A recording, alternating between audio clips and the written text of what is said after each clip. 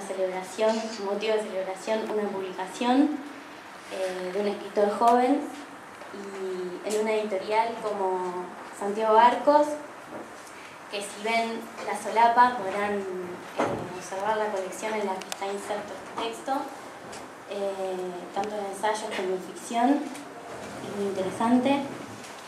Y bueno, comienzo con lo que a mí me toca. Solo haré mención de algunos de los textos para ser breve y concisa, porque estas furias, como el título lo indica ya en su carácter plural, son múltiples, polifónicas, y lejos estoy de poder abarcarlas con estos comentarios.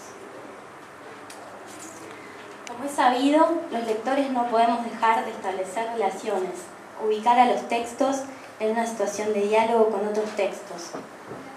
Pero lo cierto es que a mi modo de ver, los buenos relatos, como los que se incluyen en este libro que estamos presentando, son aquellos que generan esos diálogos, resonancias, ecos y guiños con la literatura que los rodea y con aquellas obras que los preceden.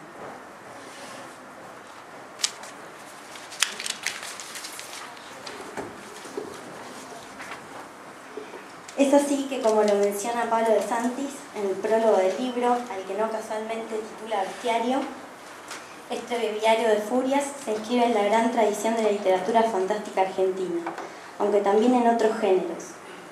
La magnífica pluralidad de tonos, personajes, temáticas y géneros lo vuelve realmente un texto plural y prolífico de sentido. En primer lugar, me detendré en el término furias. En el diccionario de la RAE, la palabra furia se define como ira exaltada, acceso de demencia o, en otra entrada, actividad y violenta agitación de las cosas inanimadas.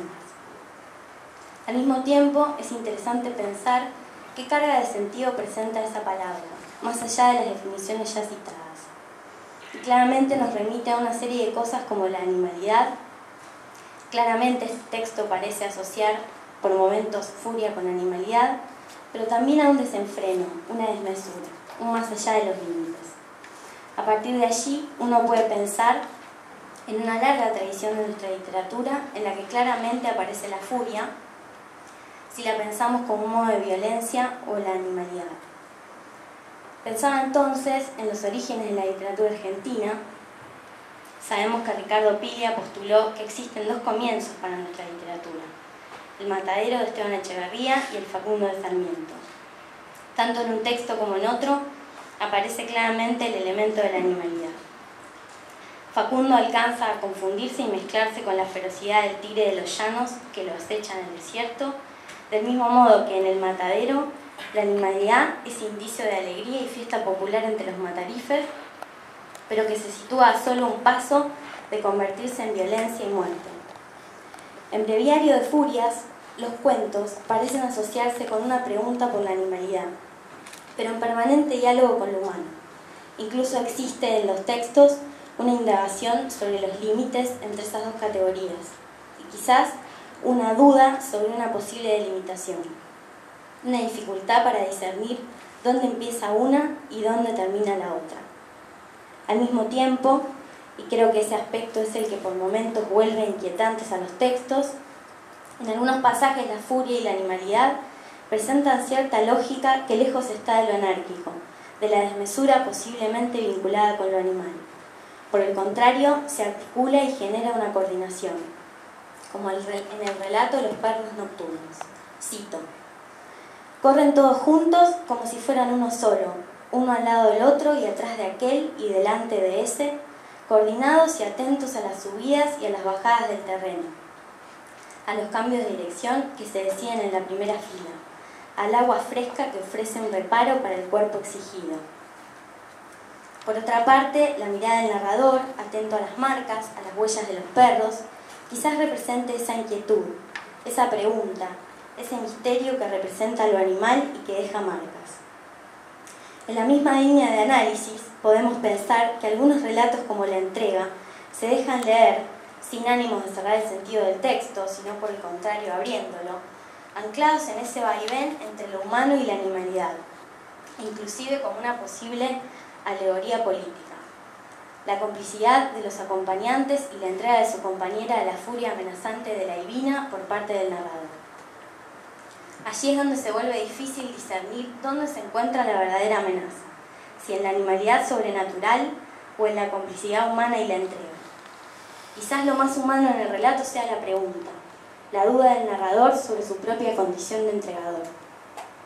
Lo interesante del relato es que nunca caerá en una simple inversión de las categorías. No concluye, pregunta. El planteo se vuelve un problema que se queda en la duda. Para finalizar, haré un breve comentario sobre dos textos. En el relato Sorpresa, Electricidad, Vértigo, magnífico relato que cierra este conjunto de relatos, asistimos a un interesantísimo cruce entre fotografía y literatura. A la repetición se sucede la diferencia cada vez al mirar reiteradamente una serie de fotos. El objeto foto se va construyendo a partir de la mirada que observa, a la vez que va transformando al propio sujeto que mira. Las fotos dicen cada vez otra cosa. Interesantísimo planteo aplicable a las múltiples esferas del arte. En este relato complejo, rico, que revisa las posibilidades de la fotografía en relación con la temporalidad, pero indudablemente también en cruce con la literatura y sus efectos en el sujeto, que construye a la vez que mira el objeto foto/texto. Y finalmente quisiera destacar la riqueza del relato de la contraseña. Así es que, ensayando una posible definición de la palabra contraseña, podríamos pensarla como aquel signo que logra dar curso a un sentido. Es la marca que permite el avance hacia algo que se encontraba preestablecido y espera el indicio para desarrollarse. Este texto parece reflexionar, entre otras cosas, sobre lo predeterminado y lo que obedece a un orden causal en contraposición al azar que también está en juego en el relato. El personaje narrador observa una moneda entre tantas de un museo, se detiene en ella. Otro sujeto observa lo sucedido y lo toma como la señal para hacerle entrega de un documento. El papel está en blanco. ¿Qué significa esa hoja en blanco? Y me pregunto, ¿acaso podamos pensar que todas las posibilidades de lectura se encuentran como potenciales y solo resta asignar allí un sentido posible? Qué interesante figura representa la de una misiva que tiene, supuestamente, una causalidad proveniente de una señal esperada y no es más que una hoja en blanco. Tal vez esa hoja en blanco sea una de las formas posibles de la literatura. Muchas gracias.